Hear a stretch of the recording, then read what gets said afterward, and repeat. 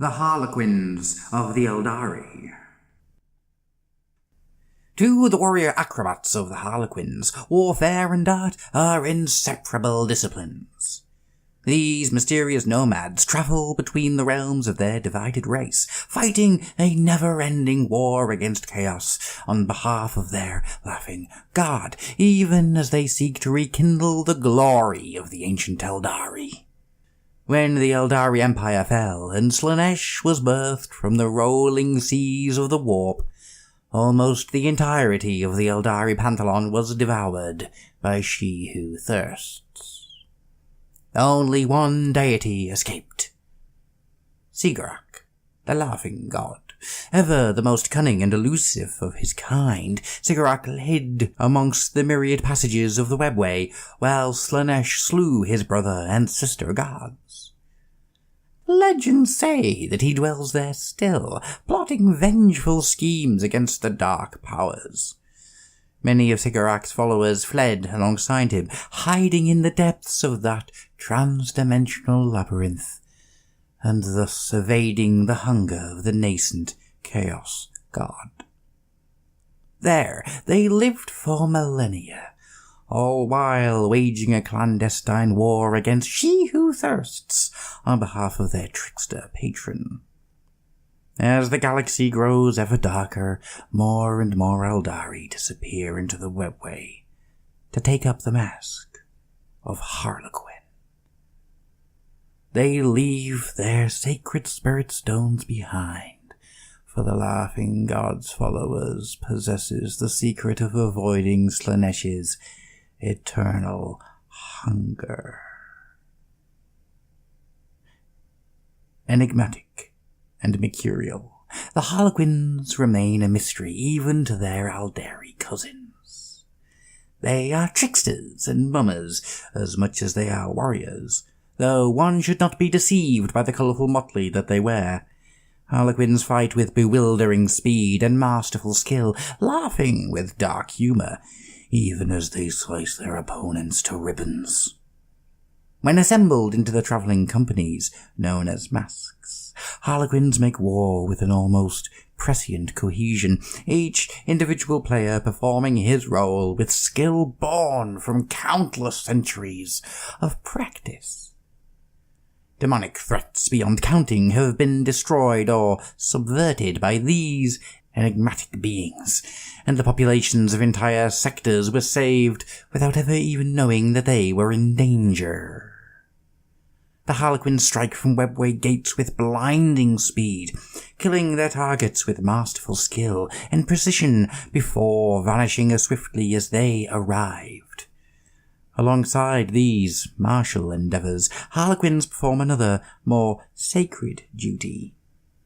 They travel amongst the scattered factions of their race, performing the dances and plays of the Eldari mythic cycle. Their audiences view these ritual performances with great reverence, for they are a tangible link to the past, a reminder of the Eldari's noble origins. In this way, the Harlequins ensure a modicum of racial unity still exists between Exodites, the Craftworld Eldari, and even the Drukhari of the Dark City. Indeed, in times of great strife, they sow the seeds of temporary alliances between their fractured kin. The masks are both armies and companies of players.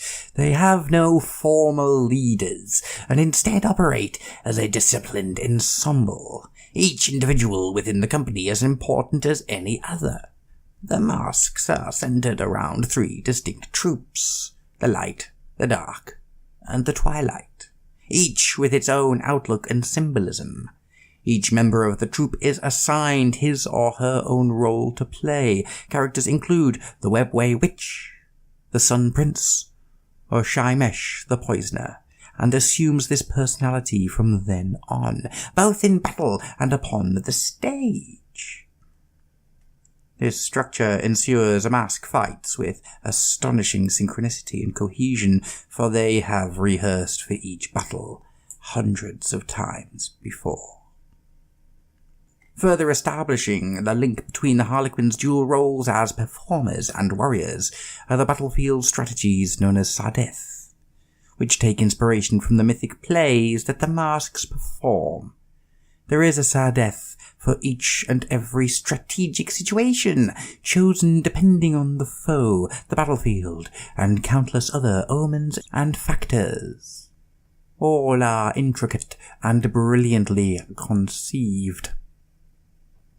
With impossible grace and poise, the troops leap into battle, their hollow suits distorting their outlines into a fractal explosion of colour, their blades flickering out to pierce hearts and slice throats. Every step they take is a part of a dance that they have spent their entire lives mastering, and the screams of the dying enemy are their rapturous applause. Troop masters choreograph the slaughter, punctuating each beat with eloquent flourishes of violence. Death jesters stalk through the chaos of battle, unleashing searing fusillades from their oversized weapons, adding an undercurrent of black humour to the mask's performance as they attempt to make their foe's demise as darkly comic as possible, severing the arm of a soldier wielding a primed grenade before he can throw it, or blasting the legs from underneath a corpulent demon so he collapses upon his unfortunate underlings, crushing them beneath his blubbery weight. Above the battlefield, Skyweavers arc and roll, their hollow grenades erupting in a maddening tapestry of prismatic hues that tugs at the sanity of those who witness it. Larger grav-skimmers follow in their wake. Starweavers are named after the first son of the cosmic serpent, a totemic figure amongst the Harlequins, whose offspring were once great allies of their laughing god. They are utilized as swift transports, though their shuriken cannons can also provide supporting fire for the Harlequins once they have leapt into the fray. Voidwalkers sacrifice this transport capacity for raw firepower.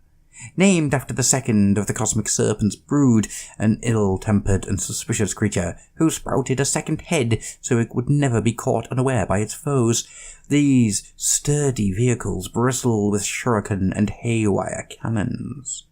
An aft cannon spews a withering hail of fire at pursuing aircraft, a deadly tribute to its mythical namesake. In the Harlequins' performances, it is the Shadowseers who play the role of fate. They are the mask's narrators and storytellers, and by virtue of their psychic ability and hallucinogenic grenade launchers upon their backs, they also provide the illusionary and pyrokinetic displays that accompany these grand shows. In battle, the Shadowseers turn these talents towards the obliteration of their enemies' minds, weaving illusion and fear around them like a psychic tempest. Foes gibber and scream as they hack at unseen horrors, or laugh so hard that their lungs rupture and fill with blood. A blur of colour shifts through the enemy ranks, too fast for the eye to follow. In its wake, arcs of crimson spurt into the air, and warriors fall to the ground, clutching helplessly at opened throats and slashed arteries. For a fraction of a second, the solitaire stops to observe the rumination he has left in his wake, his horned mask gazing at the twitching bodies of the dying dispassionately before he leaps into the thick of combat once more. Solitaires are grim figures, forever isolated from those they fight alongside. In the story of the Fall, they play the role of Slaanesh, the nemesis of all Alderi, and thus they are seen as figures of doom and terror amongst their kin. Even their fellow Harlequins treat solitaires with cautious respect, for these solemn killers tread the path of damnation alone, drifting between masks for a performance or battle before moving on once more. Unlike their fellow players, solitaires are doomed to be devoured by she who thirsts, and this knowledge grants them a grim determination to cost their enemies dear before they meet their end.